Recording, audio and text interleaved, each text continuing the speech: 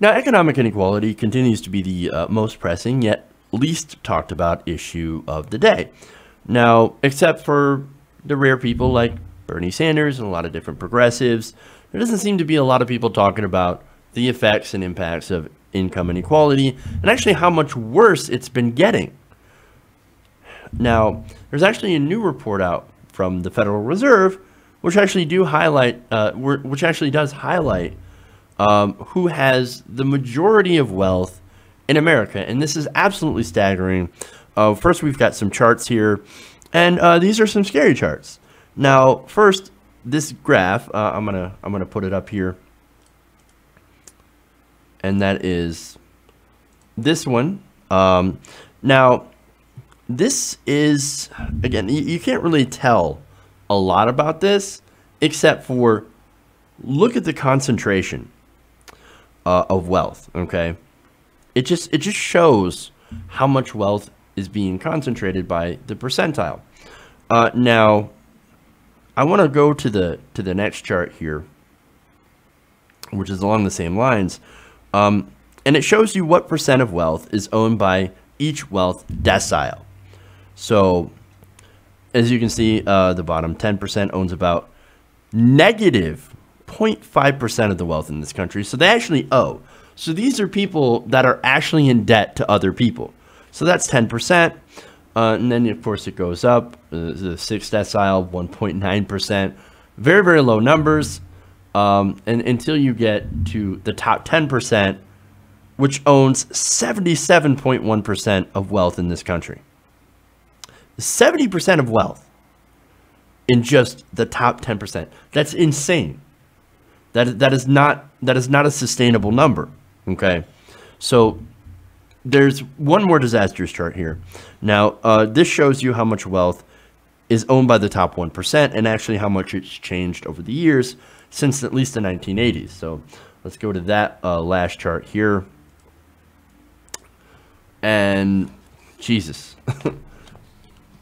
So in 1989, the top 1% owned about 29.9% of the wealth in this survey. Okay, in 2016, it's now up to 38.5%.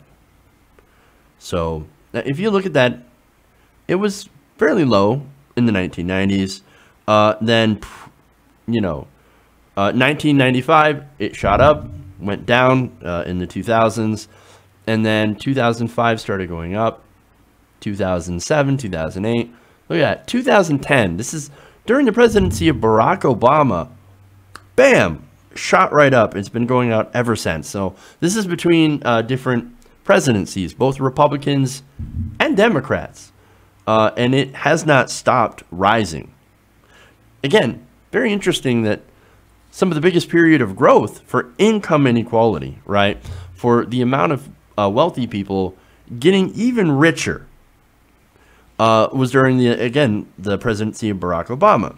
Now, wait a minute. I thought that a lot of Democrats cared about that. Well, a lot of Democratic voters do. In fact, most of them do. But unfortunately, we have establishment corporate politicians that actually don't care about that. Okay.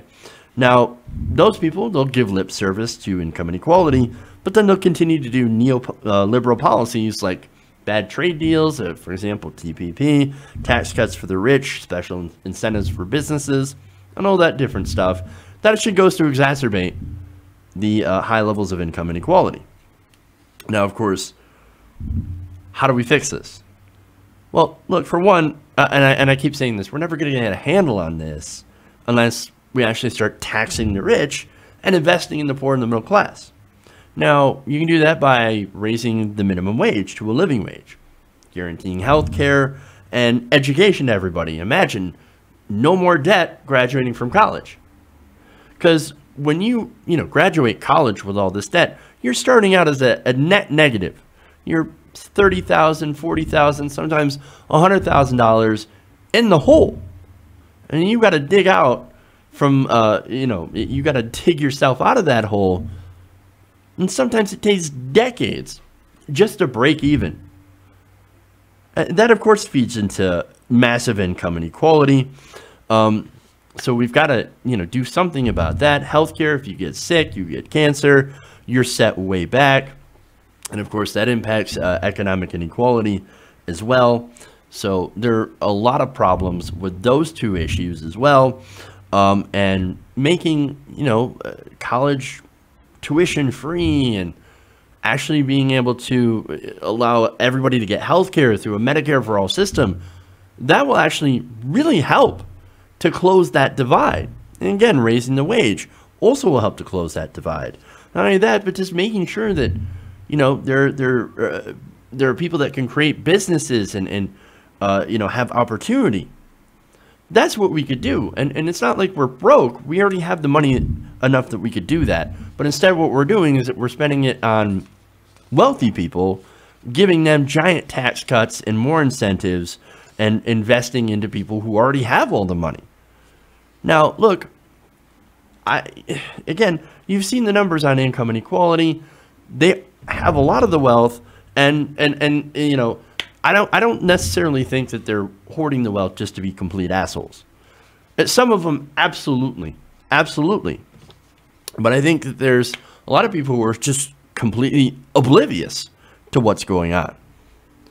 And the reason that they, just continue to hoard the money is because they don't have anything to spend it on. They can't put it back into that economy. That's why it needs to be taxed.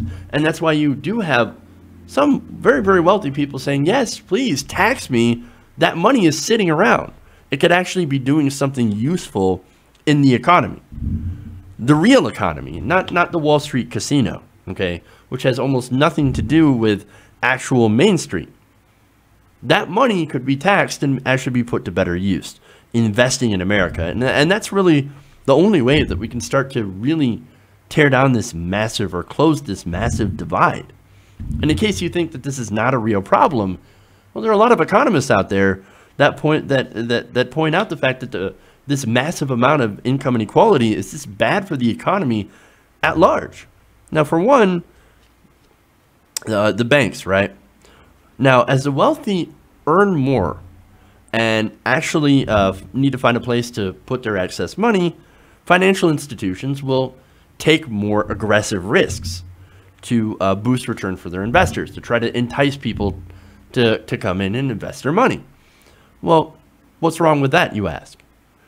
Well, it turns out that this increased risky behavior makes it easier for another financial crash to happen, just like the one in 2008. That's bad for the economy, right?